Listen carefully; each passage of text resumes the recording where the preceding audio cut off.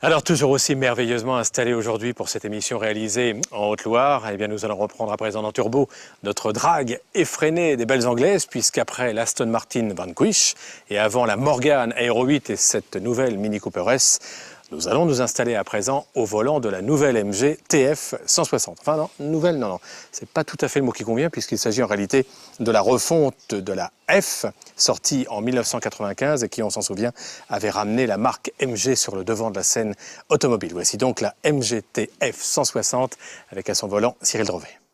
Qui se souvient que dans les années 60, les marques anglaises étaient les reines du roadster, c'est-à-dire pour être précis, un petit coupé 2 places, sans toit ou au pire avec une capote, à ne pas confondre avec les cabriolets qui eux possèdent 4 places. Une hégémonie paradoxale sur ce style de véhicule pour l'un des pays les plus arrosés de la planète. 40 ans plus tard, la catégorie est en plein épanouissement et ce sont les Allemands et les Japonais qui ont vampirisé le marché. Seul un constructeur britannique résiste, peut-être le plus emblématique, MG.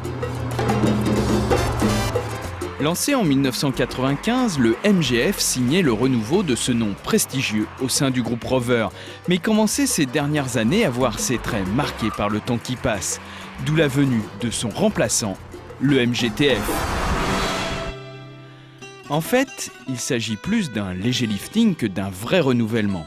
Et seul le dessin de l'avant a changé, ainsi que la forme de l'entrée d'air et le dessin du coffre et du bouclier arrière.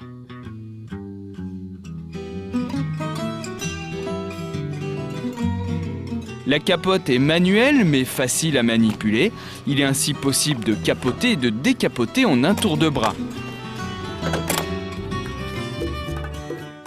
À l'intérieur, rien ne change si ce n'est de nouveaux coloris de sellerie comme cet ensemble cuir Alcantara nommé Grenadine et proposé en option.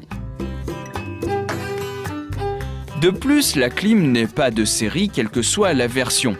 Malgré cela, l'ambiance est plutôt chaleureuse une fois installée. On notera tout de même la position de conduite trop haute pour offrir des sensations sportives.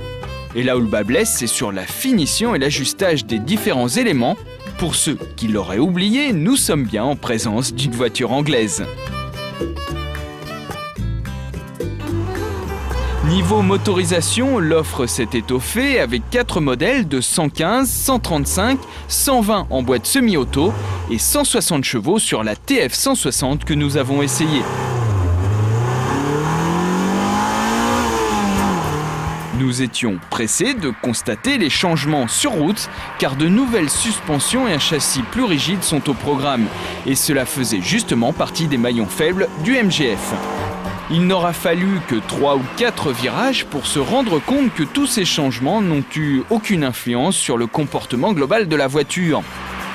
En freinage, on se demande toujours si elle va finir par s'immobiliser. Et les sensations sont floues dans les courbes.